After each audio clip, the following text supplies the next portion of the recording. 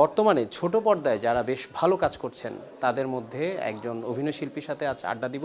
তার নাম হচ্ছে আনিকা আয়রা। তিনি রয়েছেন বেশ কিছু নাটকের মাধ্যমে তিনি আলোচিত হয়েছেন এবং আজকে আমরা তার একটি শুটিং স্পটে এসেছি তার সাথে আড্ডা দেওয়ার জন্য। আনিকা আয়রা, কেমন আছেন? জি ভালো। আপনি কেমন আছেন? জি, আমিও ভালো আছি। আপনি আজকে আপনার শুটিং স্পটে এলাম, কি নাটকের কাজ করছেন এবং নাটকটার নাম কি, নাটকটা সম্পর্কে একটু শুনতে চাই। আমাদের নাটকটি হচ্ছে কেয়ার অফ বনলতা সেন। এটার ডিরেকশন দিয়েছেন আতিফ আসলাম বাবলু ভাই।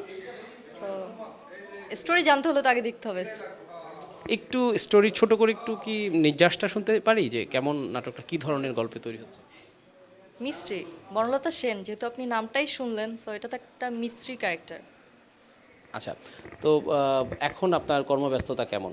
মানে প্রতিদিন শুটিং থাকছে না আসলে খুব কম কম কাজ করছেন? আমি আসলে একটু কমই কাজ করি যেহেতু আমার ক্লাস থাকে। আমি ভার্সিটিতে পড়াশোনা করছি। এই তো ইউনিভার্সিটি ক্লাস থাকে, তো রেগুলার কাজ করা আর কি হয় না। কোথায় পড়ছেন, কিসে পড়ছেন একটু শুনতে চাই। এআইভি ইউনিভার্সিটিতে 5th সেমিস্টার। তো সবিজে কাজ করার ইচ্ছা কেন জাগলো? ছোট থেকে একটু ইচ্ছা ছিল। তারপর আমি যখন স্কুলে পড়ি তখন হচ্ছে বিভিন্ন কাজের জন্য হচ্ছে আমাকে নক করতো ফেসবুকে অনেকেই। তারপর হচ্ছে আমার একটা ফ্রেন্ড ছিল কাস্টিং ডিরেক্টর, সো ও একটা প্রজেক্টের জন্য আমাকে ডাকে, আমি অডিশন দিই, দেন সিলেক্টেড, তারপর আর কি করা হয়। এই তো। আপনি কি ধরনের কাজ করতে বেশি পছন্দ করেন? আমার তো আসলে সব সেক্টরেই কম বেশি কাজ করা হয়েছে, সেটা টিভিসি হোক, ফটোশ্যুট হোক, নাটক হোক। এই তো। সো আমার স্পেশালি ভালো লাগে অ্যাক্টিংটাই আর কি। আমি নাটকে কাজ করতে চাই রেগুলার। অ্যাক্টিং শেখার জায়গা কি? অ্যাক্টিং তো আসলে শেখার সাধনার বিষয়। সো আপনি অ্যাক্টিং নিয়ে সাধনা বা শেখার জায়গাটা কি আপনার? এটা আসলে বলে সবাই, বাট আমার মনে হয় যে অ্যাক্টিংটা আসলে নিজের নিজের কনফিডেন্স অ্যান্ড এটা আসলে নিজের ভেতরে থাকে। আমি আসলে স্কুলিং করেছিলাম প্রাচ্যনাট্যতে, বাট ওটা কন্টিনিউ করা হয়নি। এখন সবিজে কিন্তু অনেক নতুন আর্টিস্ট আমরা দেখতে পাচ্ছি কাজ করছে। তো আপনার কাছে প্রতিযোগিতাটা কেমন মনে হচ্ছে? টিকে থাকা বা নিজেকে তুলে ধরা, দর্শকের কাছে নিজেকে প্রেজেন্ট করা, এই জায়গাটা কেমন লাগছে? বা এটা কোনো চ্যালেঞ্জ মনে হয় কিনা? এটা আসলেই প্রতিযোগিতা, কজ আগে তো নতুনের ওইভাবে ছিল না, বাট এখন অনেক নতুন আসছে। সো এখানে একটা প্রতিযোগিতা তৈরি হচ্ছে, ভালো ভালো গল্প নির্মাণ হচ্ছে, and কাজ করার অনেকে সুযোগ পাচ্ছে। এটাই খুব ভালো লাগার বিষয়। আমি একটু আপনার ব্যক্তিগত জীবন সম্পর্কে শুনতে চাই। আপনার দেশের বাড়ি কোথায়, আপনার ভাই বোন কজন, বা আঙ্কেল আন্টি সম্পর্কে? আমরা 3 বোন। আমি হচ্ছি সবার বড়। আর আমার হোম টাউন হচ্ছে ভোলা, বরিশাল। আমার আব্বু হচ্ছে সম্পাদক, আর আমার আম্মু হচ্ছে টিচার, সম্পাদক? ম্যাগাজিনার। আচ্ছা, তো সেক্ষেত্রে বিয়ে শাদীর প্ল্যান কি? পড়াশোনা শেষে নাকি? কারো কাদের অবশ্য বিয়ের প্ল্যান থাকে না কোনো, আপনার কি আসলে? আমারও কোনো প্ল্যান নেই। আহ, ছোট, কত ছোট? মাত্র ভার্সিটিতে পড়াশোনা করছি, এই তো। তাহলে নিশ্চয়ই প্রেম করেন। এখন তো আমরা দেখি যে ক্লাস 3-5-এর বাচ্চারাও প্রেম করে।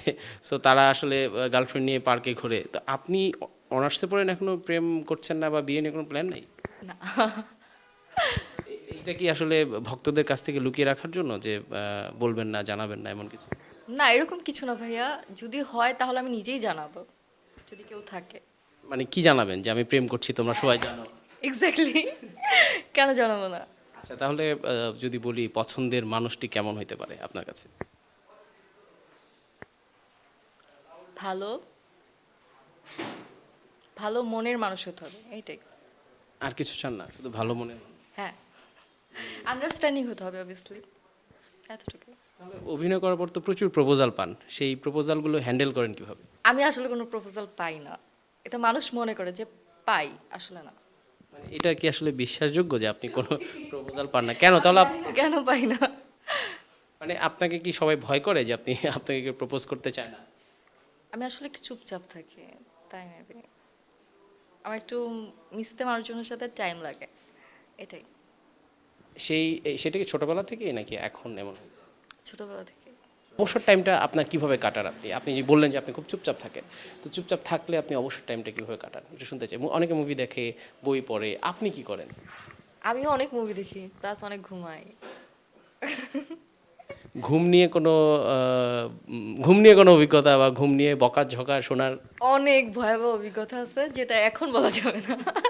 অনেক, অনেক আছে। কি আছে, একটা দুইটা শুনি। মানুষ ভয় পেয়ে যাবে। একটু শুনি আমরা। আমি ঘুমিয়ে থাকলে মানে বাসায় যদি কেউ না থাকে, আমার গেট নক করলে আমি শুনতে পাই না, সো গেট ভাঙারও এক্সপিরিয়েন্স আছে। মানে একটু শুনতে চাই, গল্প পুরোটা শুনতে চাই। প্লিজ না ভাই। না না, একটু শুনি শুনি। মানে আপনি ঘুমিয়েছিলেন, গেট ভেঙে আপনাকে উদ্ধার করা হয়েছে, বিষয়টা এমন? হ্যাঁ, একটু বলেন পুরো ঘটনাটা শুনি। আমার ভার্সিটিতে হচ্ছে একটা এক্সাম দিয়ে আমি আসি, আমি তখন টায়ার্ড ছিলাম, যার জন্য আমি ঘুমিয়ে পড়ি, বাসায় কেউ ছিল না। তো আব্বু আম্মু যখন আসে তখন মেবি রাত 9টা 10টা বেজে গেছে।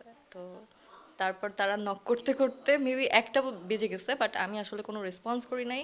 প্লাস 90-100+ কল হয়ে গেছে, আমি সেটারও কোনো রেসপন্স করিনি। আমার ফোনে কিন্তু রিংটোন দেয়া, বাট আমি কেন শুনতে পারিনি আমি জানি না। পর হচ্ছে গেটটা ভেঙে আর কি ঢুকতে হয়েছে। পরে আপনাকে কিভাবে জাগালো? ভিতরে তো ইন করে গেছে, তখন তো আমাকে এমনি জাগিয়ে ফেলছে কথা বলে, বাট আমি কেন উঠতে পারিনি আমি জানি না।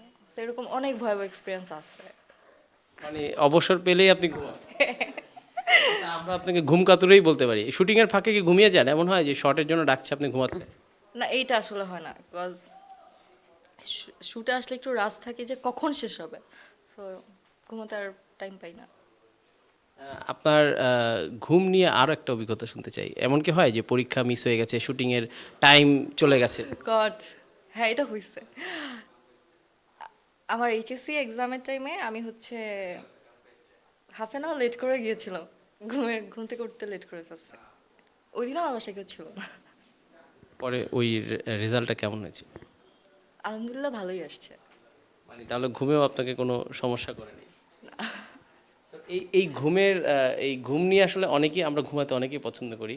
তো ঘুম নিয়ে এমন কি হয়েছে যে শুটিংয়ের মধ্যে আপনি ঘুমিয়ে গেছেন, শুটিংয়ের শটের জন্য ডিরেক্টর আপনাকে খুঁজে পাচ্ছে না, কোথাও কোনো কোনো একটা কোণে যেয়ে ঘুমিয়ে পড়েছে? এটা আসলে নাটকে কখনো হয় না, কজ আমরা আসলে ক্যারেক্টারের ভিতরে থাকি তো, বাট টিভিসিতে শুটেতে আমি একটু বোর হয়ে যাই, তখন সামটাইমস একটু ন্যাপ দরকার হয়। বাট এরকম কিছু হয় নাই যে আমাকে ডিরেক্টর খুঁজে পাচ্ছে না। আপনার একটু পছন্দের শিল্পীদের সম্পর্কে শুনতে চাই। আপনার পছন্দের শিল্পী কারা, বা তাদের নিয়ে তাদের কাজ কিভাবে দেখা হয়, ফলো করা হয় কিনা বা অনুসরণ করা হয় কিনা? আমার পছন্দের আসলে অনেকেই আছে, এখন বলেন, আগের বলেন, নাটক আর সিনেমায়। নাটকে আমার অপি করিম আপুকে খুব ভালো লাগে, মেহজাবিন আপুকেও খুব ভালো লাগে। মুভিতে বিদ্যাসী নামিম আপু, পরিমণি আপু, সবাইকেই, আমার আসলে সবাইকেই ভালো লাগে, এক একজনকে এক একটা ব্যাপারের জন্য ভালো লাগে। তিনজনকে কেন, কোন কারণে ভালো লাগে একটু শুনতে চাই। হুম, তিনজনকে, যেমন অপই করিমকে কেন ভালো লাগে, পরীকে কেন ভালো লাগে, মিমকে কেন ভালো লাগে? এটা কি এক একজনের মানে ডিটেলস? অপি করিম আপুর হচ্ছে তার হচ্ছে অ্যাক্টিং ভালো লাগে, আর সে যেভাবে নিজেকে তার ক্যারিয়ার প্লাস তার পার্সোনাল লাইফ, তার, সে তো অ্যাকচুয়ালি আমাদের ভার্সিটির লেকচার, সো সব কিছু সে যেভাবে মেনটেন করছে এটা ভালো লাগে। পরিমণি, ও খুব সুন্দর, এজন্য ভালো লাগে। মিমাপুও খুব সুন্দর, প্লাস অনেক অনেক ছোট থেকে দেখে আসছি তো, সো এই জন্য আর কি ভালো লাগে। আপনাকে যদি বলা হয় আপনি এই তিনজনের মধ্যে কার মতো হতে চান? আমি আসলে কারোর মতো হতে চাই না, আমি আমার মতো হতে চাই, আমি আমার জার্নিটা নিয়ে আগাতে চাই। একদম শেষ প্রশ্ন, অভিনয় নিয়ে আপনার ভবিষ্যৎ পরিকল্পনা বলেন, আমি অন্য কিছু বাদ দিলাম। এই তো কাজ করছি, আরো ভালো ভালো কাজ করতে চাই, এটাই। বড় পর্দায় সিনেমায় কাজ করে? যদি আমার মনে হয় যে আমি পারবো, আমি ক্যাপাবল, দেন করব। বড় পর্দায় অফার কি আসে মাঝে মধ্যে? হ্যাঁ, এসেছে অনেকবার, বাট আমি আসলে প্রিপেয়ার্ড না আর কি।